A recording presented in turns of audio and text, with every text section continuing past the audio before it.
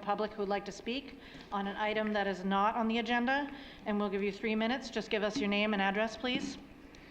Hi, my name is Ann Kennedy, Laurel Pines Drive.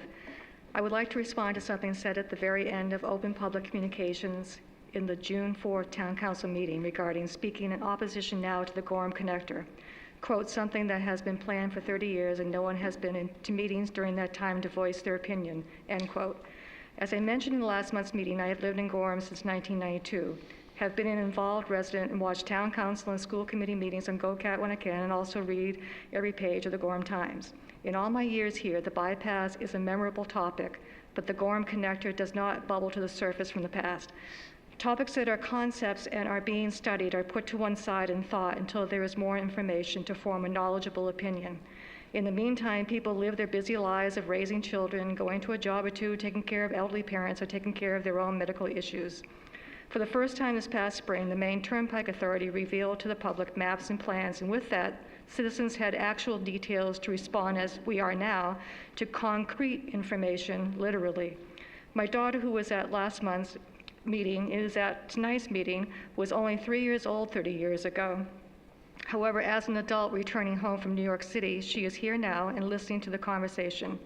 For the past 6 years, cars in New York City were not practical or affordable for her.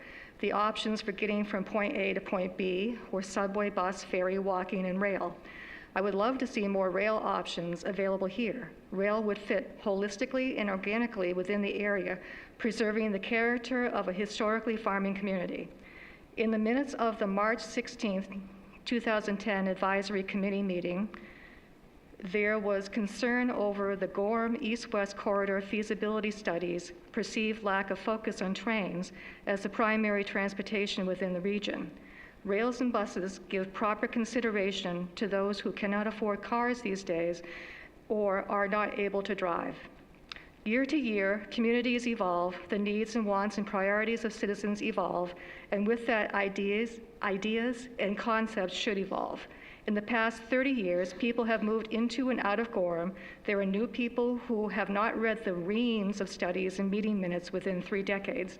They might not even know that they exist. So it should not matter when citizens join in on the conversation.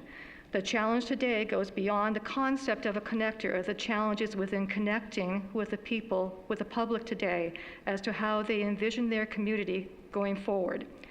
In reading the minutes of the regular town council meeting of December 7, 2021, and a special town council meeting of January 18, 2022, considering accepting a memorandum of agreement for the Gorham Connector, I was surprised to see that there was no public hearing before the proposed order and the signing of an agreement. We need to hear what the current residents think about the Gorham Connector. It is not too late to be heard. It is not too late to join in the conversation. Thank you. Thank you.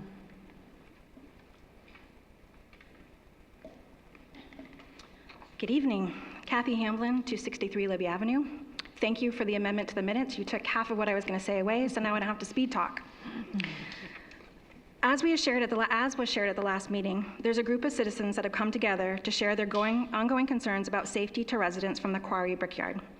Charlie Hamblin came with a few suggestions for consideration, and we have invited councillors to talk with us, which a couple did come and listen. Thank you. It is an area that we are certainly not experts in, and we've learned that no one in our town offices is either. But we hope to continue to learn from each other and hope to find ways to mitigate the safety concerns and living conditions of Gorham residents. One councillor has suggested that this could be a group going after the bypass by targeting local quarries in an attempt to stop the sourcing of aggregate for the spur, thus driving up the price and making the spur more difficult to complete. He shared that he found this to be economic terrorism of a local business. Really? We're possible terrorists now? All we are residents with a shared concern trying to find their way through a political maze in regards to a matter that is business for you and personal to us. While there may be a few that want to make that connection to the bypass, please be assured that majority of the residents we're talking with don't want to stop Shaw's business, nor do we think we'd have that kind of ability to do so. We have many family, neighbors, and friends that work there, and Shaw's is a large part of our community. We are just hoping that at this point to keep the quarry from expanding and affecting more resident safety and living conditions. And we would like to make sure that the town is doing due diligence by its residents and overseeing that safety practices are consistently done. Again, we hope to have continued discussions with you all, as well as with the town manager, to continue to learn and share ideas. We all hope that you will be open to doing so. Thank you. Thank you.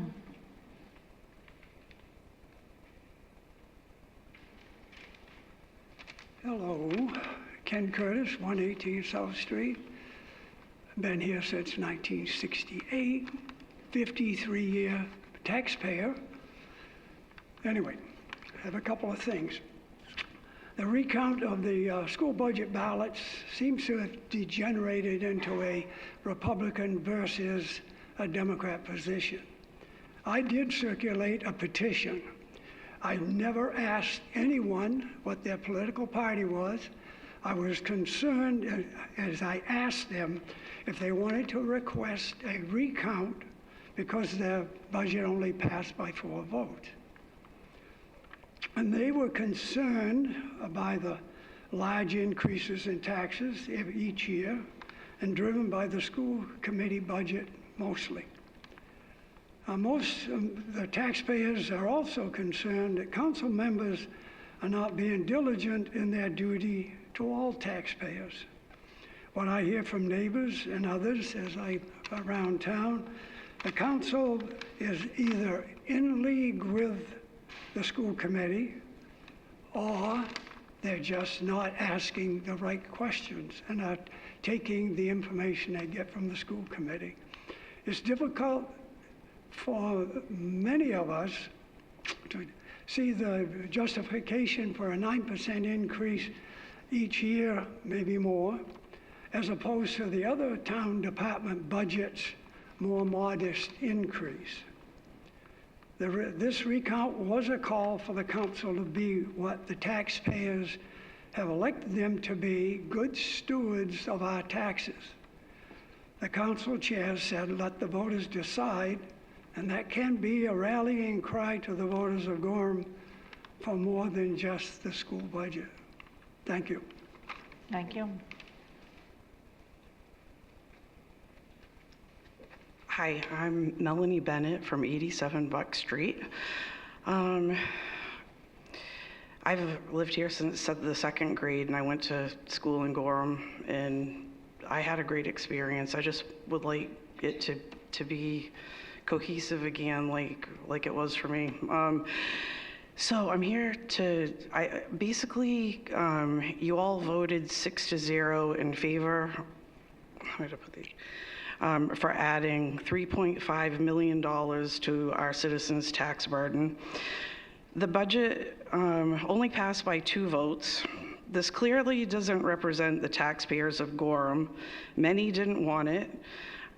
I thought you were supposed to be listening to us and getting a feel of what the citizens want, because we're all out here working every day, and we put you here so that we can work and give you our money so you can spend it all.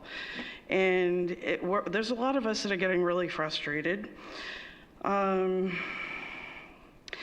increase that took place last year was embarrassing, having to vote 3 times because, because it was the first time that the citizens decided that the budget wasn't going to pass. And then the recount, I have some issues with the recount. So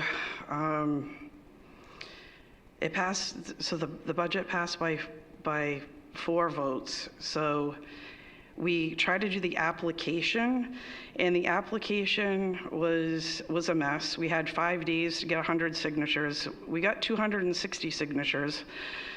So that wasn't the problem, but the application itself, we were put through some stuff, and we don't have a lawyer like you do. We had to be spoken down to by your lawyer, who we pay for. And I didn't appreciate that, and I'm starting to see how this all works, and it makes me very angry. And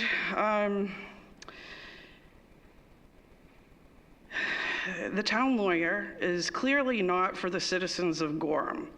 The town lawyer is for only the one side that you're all sitting on, and we have no representation. And I'm trying to figure out how that works. So I do have an appointment, or I called to get an appointment with the town manager, because I want everybody to be clear that this application process was convoluted and made to be difficult for us, and it didn't need to be.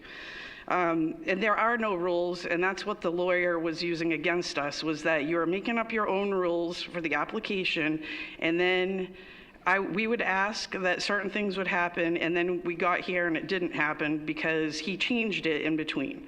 And I don't like that kind of stuff, and we pay for it. I think Ms. Bennett? we pay. Ms. Okay. Bennett, could you finish up your comments? Yep. Thank you.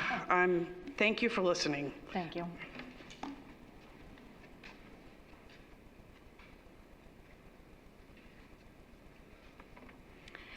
Hi there, my name is Abby King from Wintergreen Drive. Thank you so much for all you do. You've heard from me a few times about the Maine Turnpike Authority's proposed project, so tonight I won't share any of my own thoughts with you.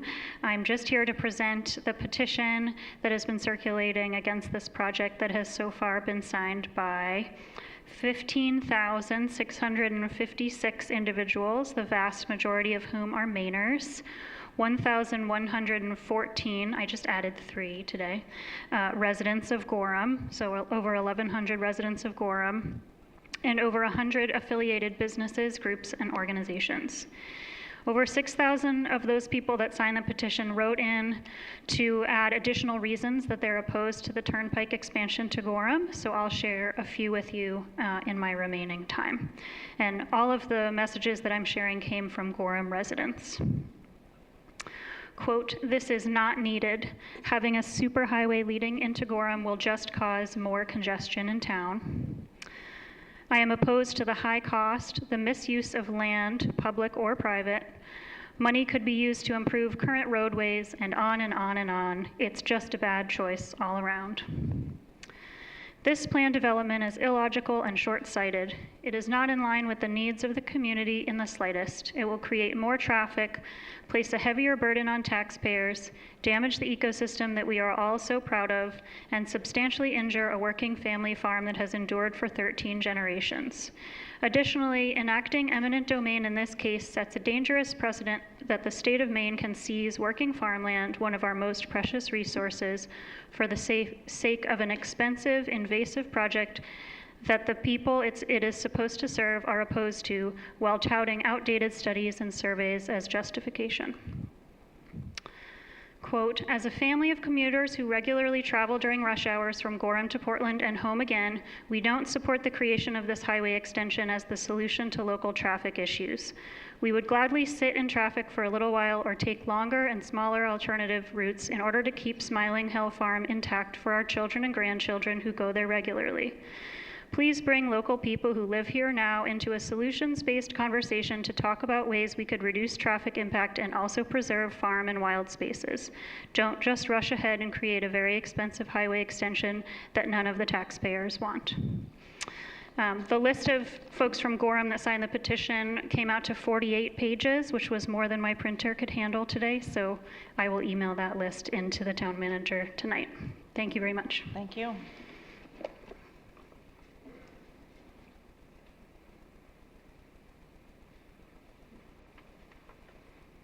Hello, my name is Ben Wallace, 781 County Road. First of all, I want to thank you guys for the opportunity to come up here and talk to you guys this evening. I am a 11th generation farmer here at Smiling Hill Farm, and I am talking to you to try to save our farm today. Our farm has been in our family since 1720. That's over 304 years. I mean, to put that in perspective, our nation is celebrating a birthday in a couple of days, and that is turning 248 years old. And having this bypass will definitely ruin our farm. My daughter works at this farm and want to keep this farm in our family forever. And what I'm asking you today is to take a look at that MOA that you guys signed in 2022 and resend that MOA. And the reason I say that is if you could look at page 3, paragraph 5, it states that you would avoid farms and historical sites.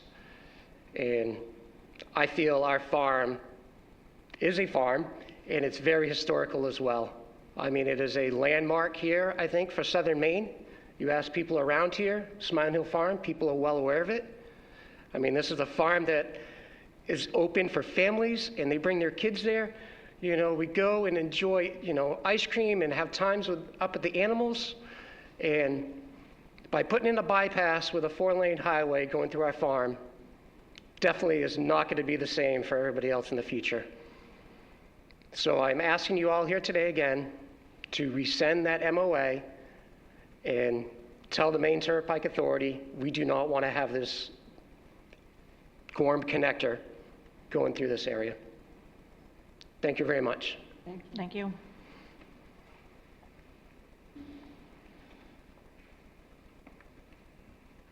Before I get started, can you explain to me your little traffic light over there? Yep, this is just to tell us, there's a 3-minute time limit. Yep, so when it's blinking yellow, it's telling you to wrap up your comments, and when it's red, it's been 3 minutes. That's what it's for. Is yellow like 30 seconds left? Yep. Okay.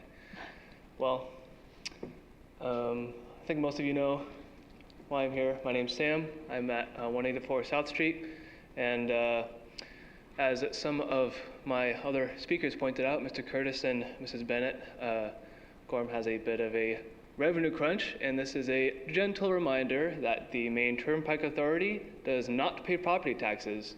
So any highway that gets built is going to be put onto land that was paying property taxes and then will not be, which I think is something that, as current events have shown, is not something that Gorham can afford for the promise of future revenues of pie-in-the-sky businesses moving in. So I strongly urge the council to consider, as my other speaker just doing, Mr. Wallace, of rescinding their MOA from 2022. Thank you. Thank you.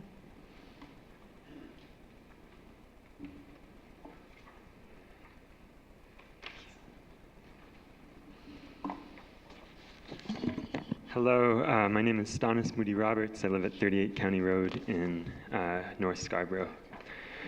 So a couple of things that I want to focus on. I've spoken a couple times now. But the first was I wanted to respond to a comment that was made last council session about how one of the council members wished that there'd been more discussion several years ago. And I want to say that that's a good point, and if there's any silver lining to this, I swear that I will be more engaged publicly. But I also want to say that back then it was purely a hypothetical, and when you have a hypothetical and you say you gloss over every negative about it when you say that it's going to avoid farmland, when it's going to avoid environmental impact, and you exaggerate the positives, then you should expect when the actual proposal is on the table that there would be opposition to it. I also want to say that there's an advisory committee that was formed in that MOA that you signed, an advisory committee of the municipalities, MDOT, and MTA. And that advisory committee, which should be a public proceeding, has never, since it was formed in 2022, ever been listed publicly on any municipal website.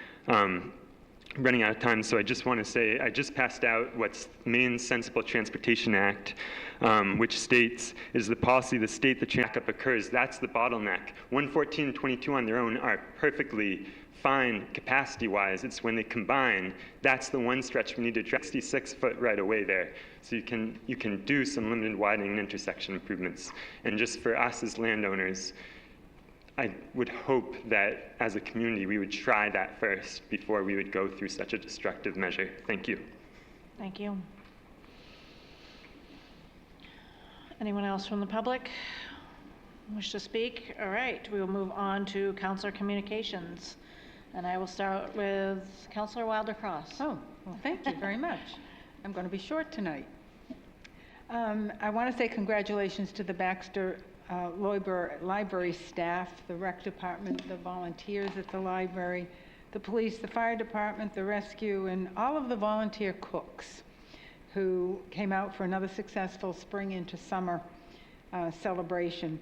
I'm told that there were so many snow cones made that they couldn't count them, bags of popcorn, cups of lemonade, and more than 400 hot dogs were consumed. I think that's amazing. And I want to encourage my fellow counselors to volunteer next year to cook. It's really fun. This snow cone stuff is sticky, but the hot dogs, it's really fun to do. So sign up next year. They need you.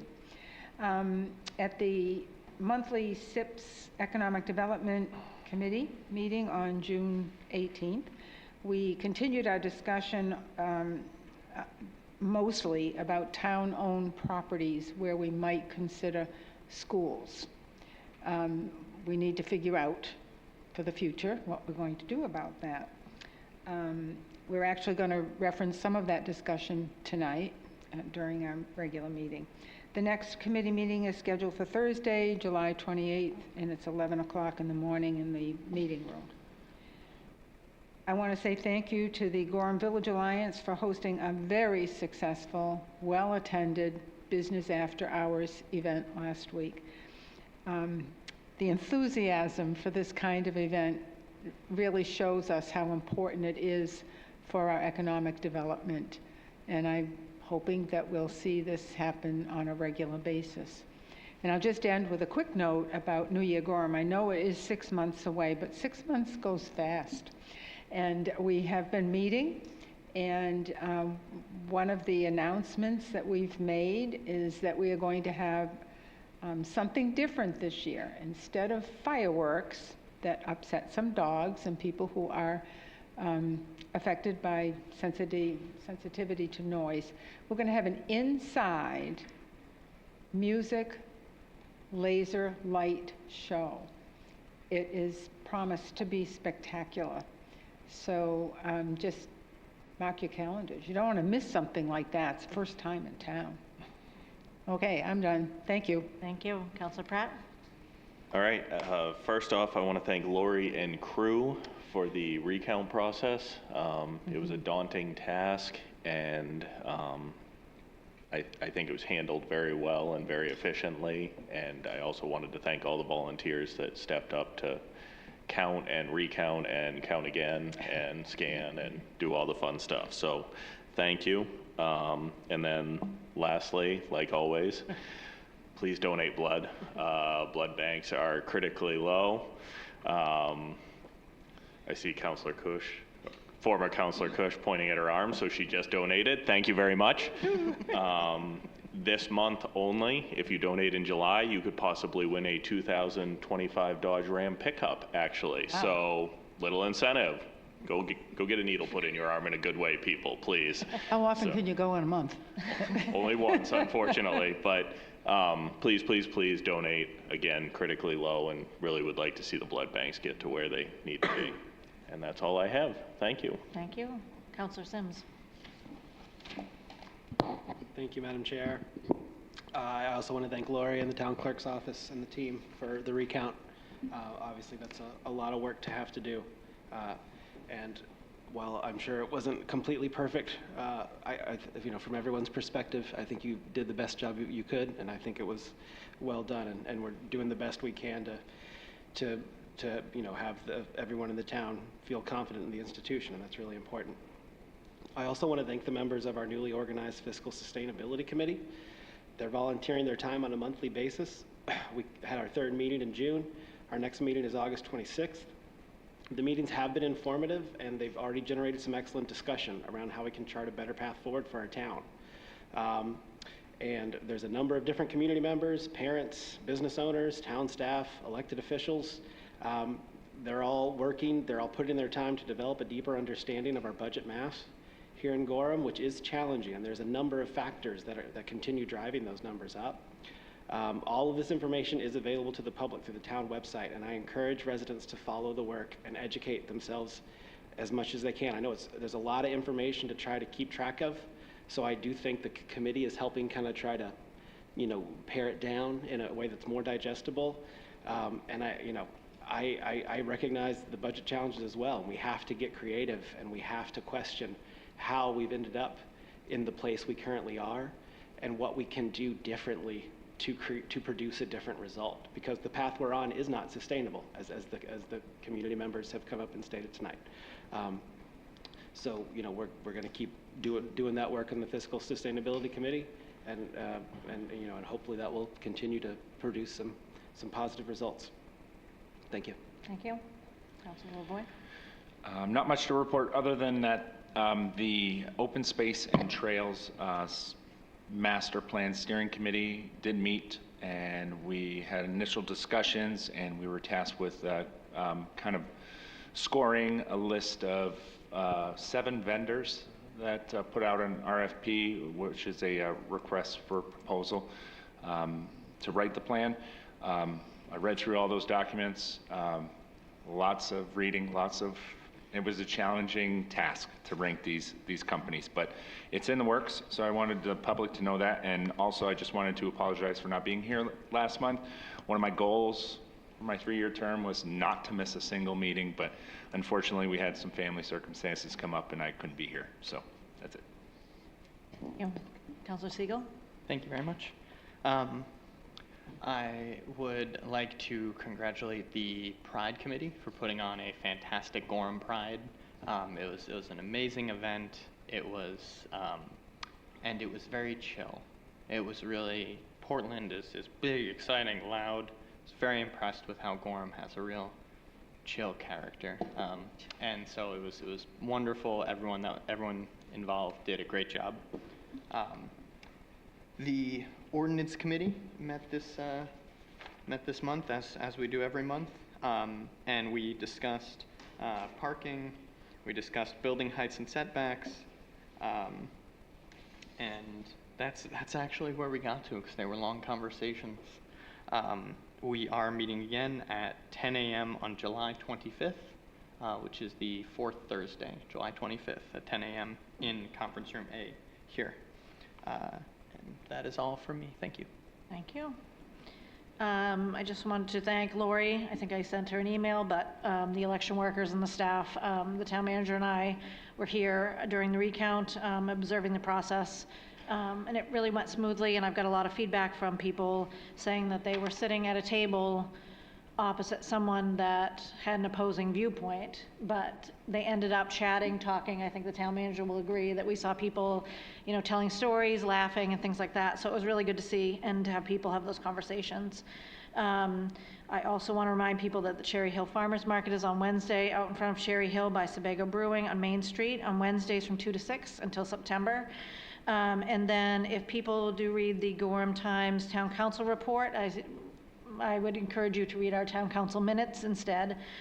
There were several different errors and things that we had voted on. So I encourage people to check the town website for things like that, because I don't think that Councilor Sims presented a petition or anything. But I don't recall doing it. Okay, so just making sure. So there were just a few things in there. So I encourage people to keep track of our minutes through the town website. Other than that, that's all I have. It does sound like something I might do, though. Yeah. So, but I believe it was actually someone who spoke earlier that had brought the information to us. But so town manager's report. Thank you, Madam Chair. Echoing the comments, I want to thank Lori and her staff, as well as everyone who participated in the recount. I think, to the chair's point, when you put people in a room, not on social media, it's amazing that everyone can talk to each other and kind of get along. So thanks again to Lori and her staff for that. The only item I had this evening, because Monday morning I'll have a ton of messages on this, is fireworks. Please respect your neighbor's property, and a reminder that a permit is required for fireworks in Gorham and can be found with the appropriate information on when you can shoot them off on the fire department's website. Thank you. Thank you. All right, and now we'll have the school committee chair, Sarah Perkins. Hi, everybody. There's actually a lot going on in the schools, even though it's summer, but I chose to focus my report on many of the comments that were said earlier and also echoed by the committee, the council. So to start off on the budget, the Gorham School Committee would like to take a moment to thank everyone who voted on the budget validation referendum on June 11th. Secondly, we'd like to publicly thank Lori and her team for putting together an incredibly thorough process for the budget recount and taking the time needed to make sure the vote was 100% accurate. Although the school committee is pleased with the outcome, as we know this budget represents what our students need for the coming year, we also know that the closeness of the vote tells us that as a community, we still have work to do to try to find creative ways to lower costs and stretch revenue streams in order to take as much pressure off our taxpayers as possible moving forward. That leads me to my second topic, which Councillor Sims touched on earlier, the Fiscal Sustainability Committee.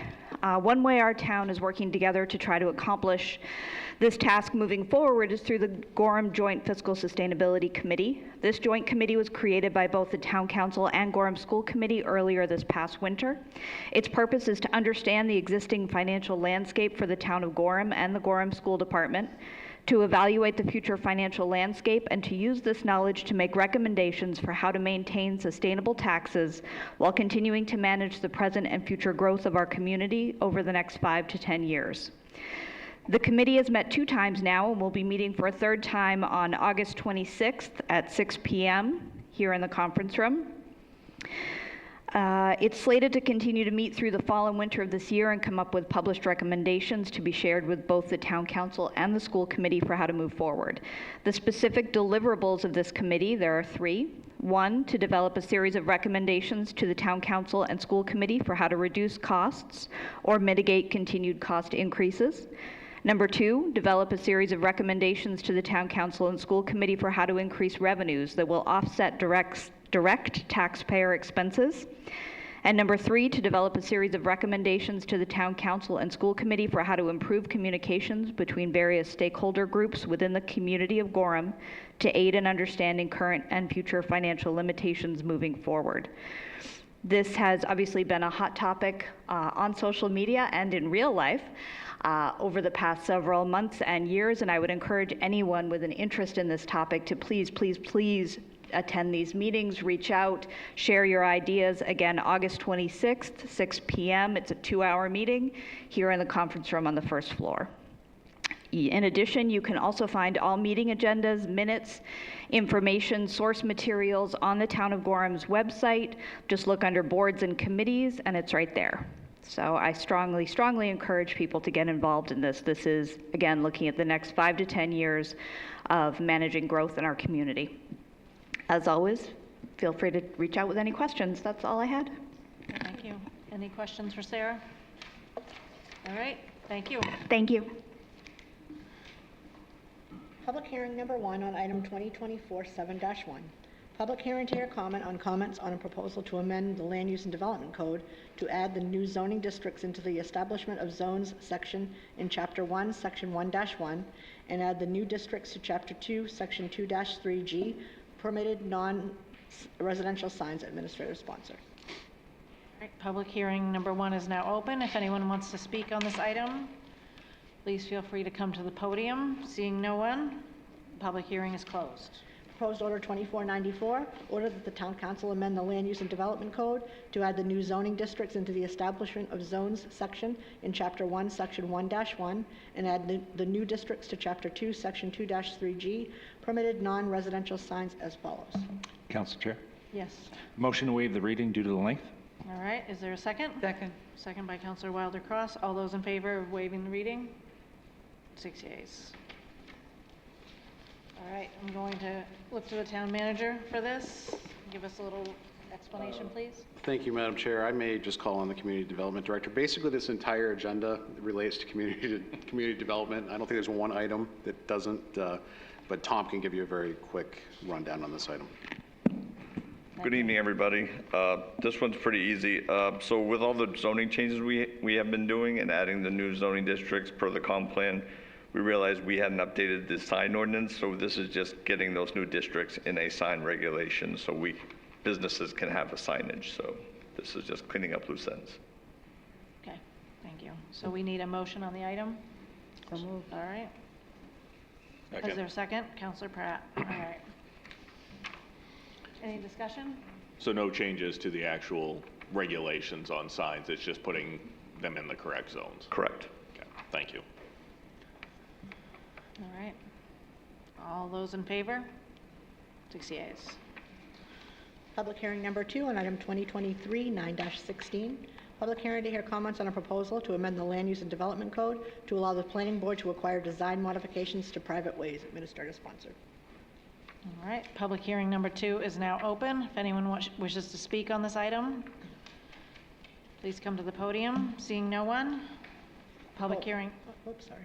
Public hearing's closed. Proposed order 2495, order that the town council amend the Land Use and Development Code to allow the planning board to require design modifications to private ways as follows. Overview, town staff have been asked to review road standards for the town of Gorham. This review includes both design standards and application of the waivers. Land Use and Development Code amendments, update paved private way standards to include developments between 10 and 25 lots, change 25 lots dwelling units to 11 to 25 lot dwelling units, minimum centerline radius, reduce minimum centerline radius of 11 to 25 lot standards to 150 feet, which align with urban and rural access standards for public streets, minimum tangent between curves in reverse alignment, reduce the minimum tangent between curves of all paved private ways to 100 feet. The average household generates less than 10 trips per day. FHA 2010 status of the nation's highways, bridges, and transit conditions and performances. And a development less than equal to 25 lots would have an average daily traffic of less than 250 vehicles per day. Therefore, the paved private way standards should more closely align with the urban and rural access standards for public ways. Update private ways typical drawings, standardize all typical section drawings to reflect private road standard tables, update Land Use and Development Code, update section 2-5 in the Land Use Development Code as follows. 2-5, private ways shall be designed to meet the following requirements. Private ways shall meet the standards presented in tables 2 and 3 and the typical cross-section depict in figures 9 and 10 unless otherwise agreed to and permitted in writing by the planning board. The planning board may require design modifications if it finds special provisions to be necessary to protect the public health and safety as a result of specific development proposal. Private ways will not cause congestion or unsafe conditions with respect to use of the highways or public roads, existing or proposed on or off the site. Is there a motion? So moved. Motion by Councilor Wilder Cross. Is there a second? Second by Councilor LaVoy. All right. Back to you, Tom. So that was a lot of detail by Lori, but so tonight, the only change is that red language. So what we're reviewing is just giving waiver provisions to the planning board. So on private ways, we're allowing the flexibility that we do for public roads on private ways. It was missed, so that language is just being proposed to be added. It's just a waiver provision that with the town engineer's comments to the planning board,